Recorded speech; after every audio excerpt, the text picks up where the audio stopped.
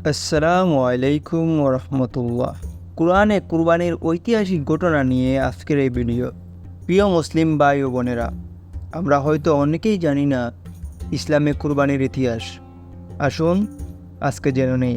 হজরত ইব্রাহিম আলাইসাল্লামের দোয়ার ফসল হজরত ইসমাইল আলাইসাল্লাম, তিনি আল্লাহর কাছে নেক সন্তানের দোয়া করেছিলেন।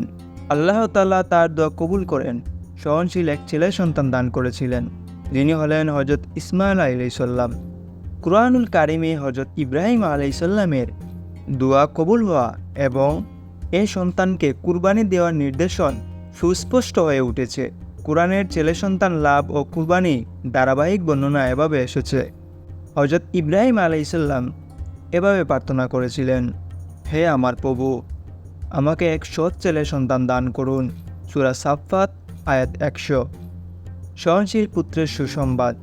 সুতরাং আমি তাকে এক সহনশীল পুত্রের সুসংবাদ দান করলাম। সূরা সাফফাত আয়াত 101। আল্লাহ তাআলা কুরআনুল কারিমে হজরত ইসমাইল আলাইসাল্লামকে সহনশীল হিসাবে উল্লেখ করেন। সত্যিই হজরত ইসমাইল আলাইসাল্লাম ছিলেন সহনশীল, কেননা তিনি তার কথা ও কাজে আল্লাহর দেয়া বিশেষণে নিজেকে রাঙিয়ে তুলেছিলেন। সে ঘটনা উঠে এসেছে কোরআনে। কুরবানির নির্দেশন ও বাস্তবায়নের ঘটনা বর্ণনা করা হয়েছিল এভাবে।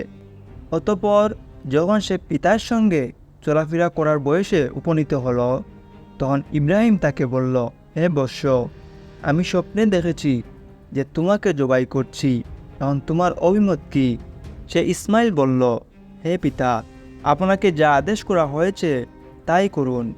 আল্লাহর ইচ্ছায় আমি আমাকে সবরকারী সহনশীল পাবেন। সূরা সাফফাত আয়াত 102।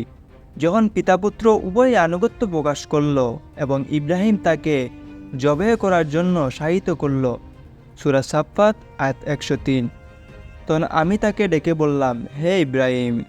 সূরা সাফফাত আয়াত 104।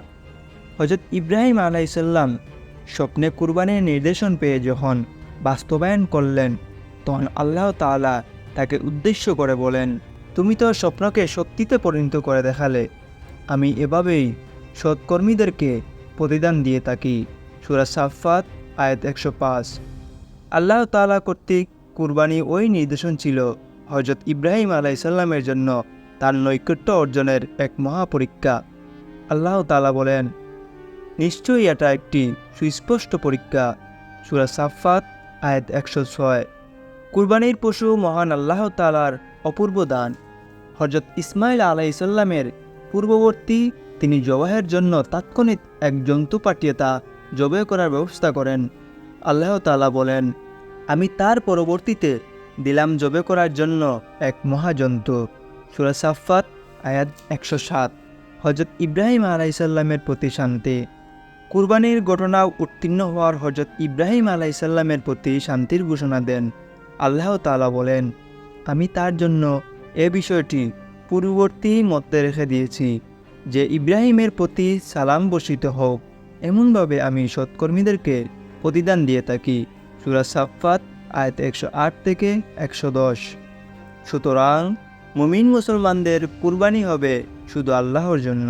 এটি তাকওয়া সমৃদ্ধ অন্য ইবাদত।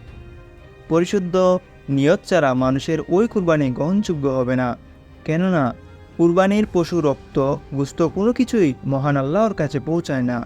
মহান আল্লাহ তাআলা বলেন, এগুলা গোশত রক্ত আল্লাহর কাছে পৌঁছায় না, কিন্তু পৌঁছে তার কাছে তোমাদের মনের তাকওয়া। এমনভাবে তিনি এগুলাকে তোমাদের বশ করে দিয়েছেন যাতে তোমরা আল্লাহর মহত্ব ঘোষণা করো, ওই কারণে যে তিনি তোমাদের পথ প্রদর্শন করেছেন। সুতরাং সৎকর্মশীলদের সুসংবাদ শুনিয়ে দিন।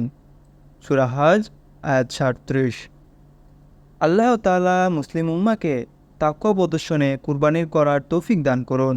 কুরবানির মাধ্যমে প্রত্যেক সহনশীলতা হওয়ার তৌফিক দান করুন। আমিন। আসসালামু আলাইকুম ওয়া রাহমাতুল্লাহ।